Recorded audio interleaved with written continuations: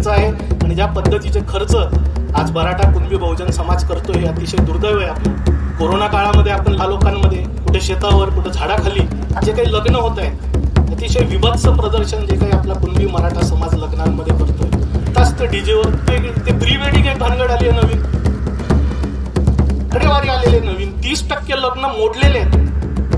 हे कुठलं कल्चर? त्यामुळे लग्नांवर होणारा खर्च हा टाळला पाहिजे। या पद्धतीचे खर्च आज मराठा कुणबी बहुजन समाज करतोय हे अतिशय दुर्दैव आहे आपलं।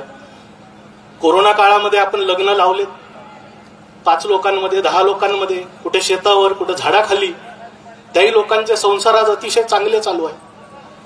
व्यर्थ जाणारा पैसा टाळणं तो खर्च टाळणं हाही एक उत्पन्नाचा भाग असतो हे आपण लक्षात घेतलं पाहिजे। आज जे काही लग्न होत आहेत अतिशय विभत्स प्रदर्शन जे काही आपला कुणबी मराठा समाज लग्नांमध्ये करतोय बघितलं 1.5 तास आम्ही तिथे होतो 1.5 तास ते डीजेवर ते पोरं नाचत होते भर उन्हामध्ये प्रचंड पैसा खर्च करायला लागलेले लोक कशासाठी? आज ज्यांच्याशी आपण तुलना करतो हे कोणी शिकवलंय आपल्याला? हे नवीन कन्सेप्ट आलेत कुठून आपल्यामध्ये? मेहंदी हा प्रकार मला वाटतं आपल्या कुणबी मराठा समाजात नव्हता कधी, तो इव्हेंट व्हायला लागलेला आहे। सगळी वेगळी ते प्री वेडिंग एक भानगड आली आहे नवीन। आता साले आमच्यासारखे पाहुणे येते लाजी वाटते बघायला कमरेत लग्नाच्या आधीच आणि आकडेवारी आलेले नवीन 30% लग्न मोडलेले आहेत। हे कुठलं कल्चर? कोणाची संस्कृती आपण स्वीकारतोय? ह्याला तर कोणी ब्राह्मण दोषी नाही, ह्याला कोणी मारवाडी दोषी नाही, ह्याला सरकार दोषी नाही। हे प्रश्न जे आपण निर्माण केलेले आहेत हे आपल्याला सामाजिक पातळीवर आपल्याला सोडवावे लागतील। त्याच्यामुळे लग्नांवर होणारा खर्च हा टाळला पाहिजे आणि माझं तर इथून पुढे जाऊन म्हणणं आहे ज्याच्याकडे आहे त्यांनी हौस करावी, ज्याच्याकडे नाही त्यांनी भानगडी करू नये, कर्ज नुसनवाऱ्या करून करू नये। त्याच्यामुळे अशा लग्नांवर जर जैनांचं मी नेहमी उदाहरण देतो, जैन समाजाचे तुम्ही लग्न बघा कोणी तुमचे मित्र परिवार असतील तर एक ते अंबानी वगैरे सोडा त्याच्या हत्येसाठी त्याला ते करावं लागलं समजा, पण आपल्या आजूबाजूचे तुम्ही जैन समाजाचे लग्न बघा अतिशय साध्या पद्धतीने करतात।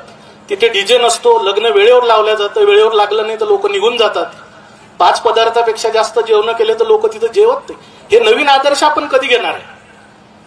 इतरांना नाव ठेवण्यापेक्षा त्यांच्याकडून ज्या काही शिकणाऱ्या गोष्टी आहेत त्याही आपण शिकल्या पाहिजे। नवीन जे आदर्श आहेत आपल्याला हे समाजासमोर द्यावं लागतील, चुकीच्या संस्कृत्या हे आपल्याला सोडून द्यावं लागतील। त्यामुळे त्या दृष्टीने हे प्रयत्न करा।